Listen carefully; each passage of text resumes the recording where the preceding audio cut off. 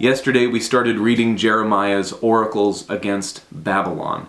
I said that this oracle is so long that it spans 9 pages in my Bible. I don't know how many pages it is in yours, but it's a very long oracle, so we split it into 2 days. We did half of it yesterday, and then today we're going to read chapter 51.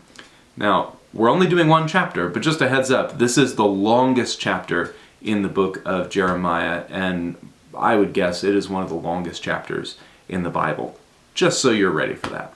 I told you yesterday there were 2 themes that I wanted us to notice in the Oracle to Babylon. And the one we looked at yesterday was the intensity of Babylon's fall. How Jeremiah has been preaching everybody needs to surrender to them for 20 years, but here at the end of the book he finally lets him have it. He describes in relentless detail the doom that's coming on Babylon because of what they've done. Not just to Judah, but to creation. And as we read chapter 51 today, you can keep an eye out for that theme. That's still going to be present in 51.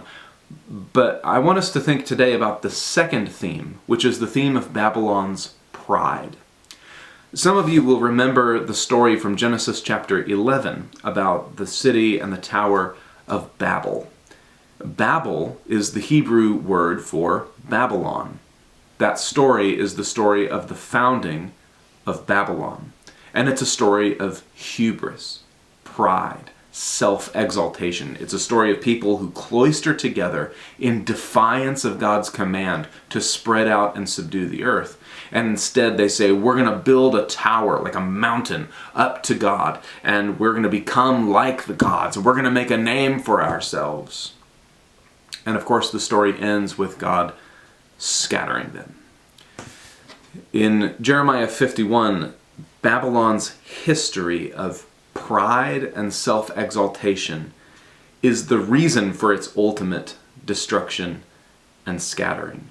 It's like the Tower of Babel all over again. Jeremiah announces that Babylon is a tool in God's hand. Babylon is something that God is using to accomplish his purposes, but they are not high and mighty in and of themselves. The destruction of Babylon is not just vengeance for what they did to Israel, and it's not just punishment. The destruction of Babylon is about humbling the human heart, humbling their pride and their hubris. So chapter 51, I want you to notice this theme of pride being humbled. And then tomorrow, I'll meet you back here for the last chapter. We're going to finish it up strong. Until then, I love you guys. I'll see you tomorrow.